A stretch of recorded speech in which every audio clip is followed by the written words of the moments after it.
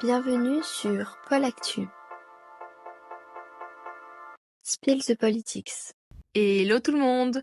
Bienvenue dans ce nouvel épisode de Pôle Actu. Dans notre dernière émission, nous avons abordé la Shoah dans le cadre de notre série consacrée au génocide du XXe siècle. Aujourd'hui, nous nous penchons sur une autre tragédie de l'histoire contemporaine, le génocide cambodgien. Entre 1975 et 1979, sous le régime des Khmers rouges, près d'un quart de la population du Cambodge a péri dans l'un des épisodes les plus meurtriers du siècle dernier. On peut alors se demander quelles en ont été les origines, comment s'est déroulé ce génocide et quelles en sont les conséquences encore visibles aujourd'hui. Pour explorer ces questions, nous sommes trois. Sarah B, Charlotte Et Sarah G. Installez-vous et plongeons ensemble dans cette sombre page de l'histoire. Le génocide cambodgien, perpétré par les Khmers rouges entre 1975 et 1979, trouve ses racines dans un contexte historique complexe, marqué par des tensions politiques internes, des influences idéologiques externes et des conflits régionaux. Dans les années 1960, le Cambodge est dirigé par le prince Norodom Sihanouk, qui adopte une position de neutralité pendant la guerre du Vietnam, qui s'est principalement déroulée de 1955 à 1975. Cependant,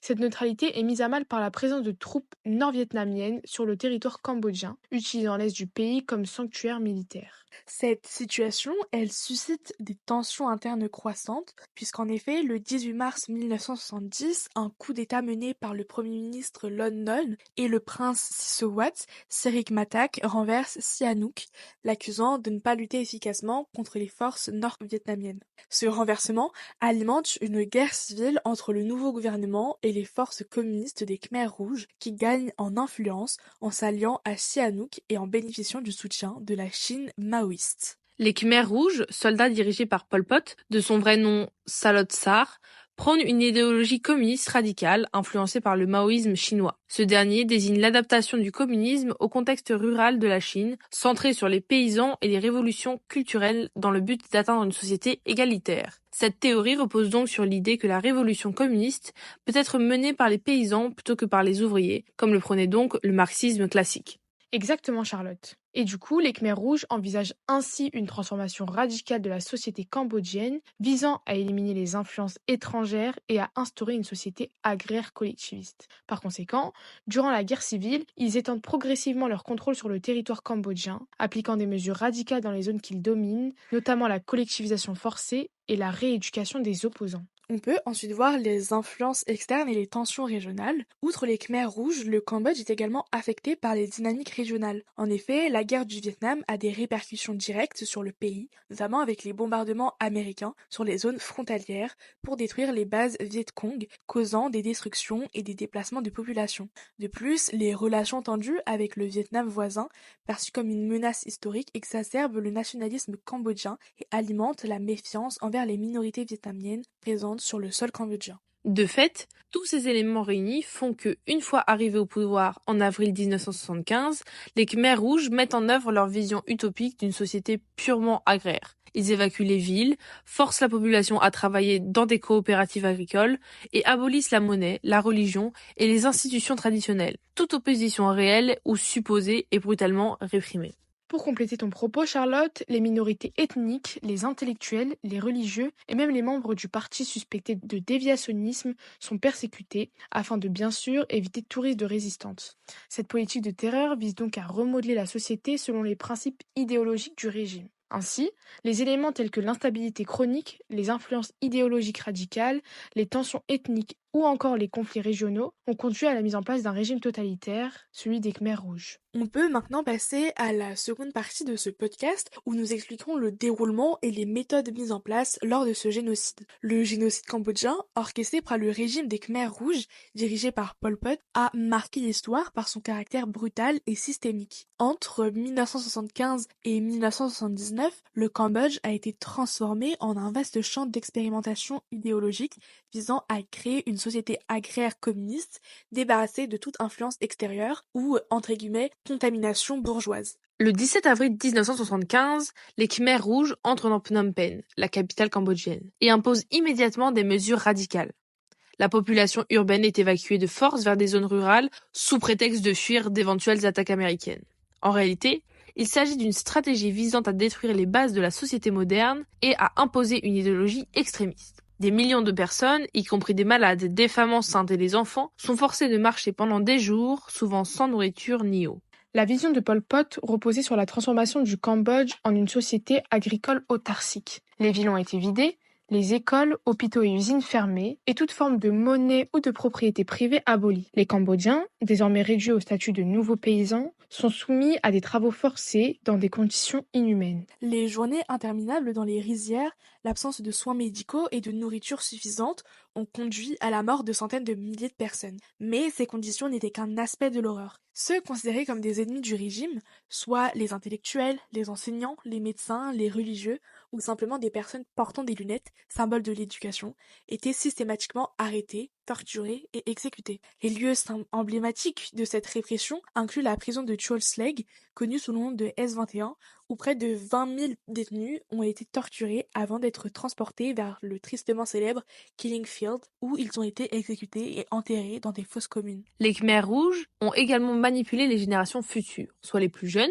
pour s'assurer de la pérennité de leur régime. Les enfants étaient séparés de leurs parents et endoctrinés pour dénoncer toute opposition, y compris au sein de leur propre famille. Cette stratégie a détruit les liens familiaux et installé un climat de méfiance généralisé dans tout le pays. Le gouvernement possédait alors un contrôle total sur la population. En effet, le régime exerçait un contrôle absolu sur tous les aspects de la vie des citoyens. Toute déviation par rapport aux normes imposées, qu'il s'agisse d'une simple plainte ou d'un acte jugé antisocialiste, pouvait entraîner une exécution immédiate. Même les traditions religieuses et culturelles, essentielles à l'identité cambodgienne, furent éradiquées.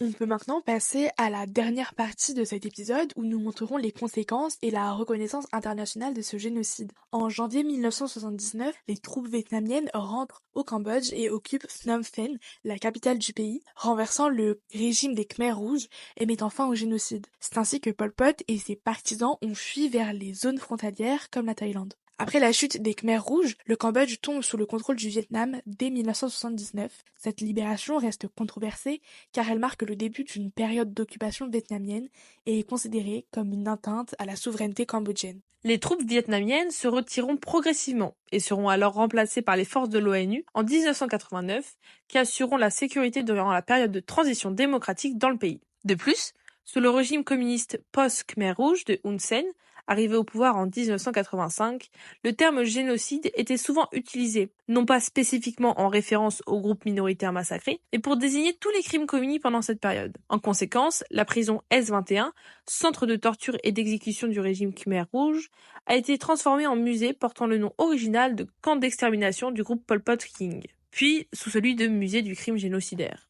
Le nombre total de victimes fait encore aujourd'hui débat. Néanmoins, de nombreuses estimations varient entre 1 million et 2,7 millions de morts, ce qui représente un quart de la population cambodgienne de l'époque. Cette imprécision est due à la situation du pays qui a fait face, sur la même période, à de la famine, la mise en place de travaux forcés, le manque de soins médicaux et à des exécutions massives. De plus, Pol Pot avait pour objectif de transformer la société cambodgienne.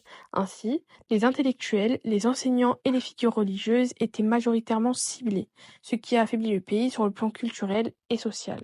Pendant des décennies, les crimes des Khmers rouges ont été difficiles à qualifier de manière juridique car ils visaient aussi bien des minorités ethniques que les opposants politiques et les citadins, ce qui ne correspondait pas toujours directement à la définition du génocide adoptée par l'Organisation des Nations Unies en 1948, qui, pour le rappeler, est, ouvrir les guillemets, le génocide s'entend d'un certain nombre d'actes commis dans l'intention de détruire, intégralement ou en partie, un groupe national, ethnique, racial ou religieux, tel que le meurtre de membres du groupe, l'atteinte grave à l'intégrité physique ou mentale de membres du groupe, la soumission, fermez les guillemets.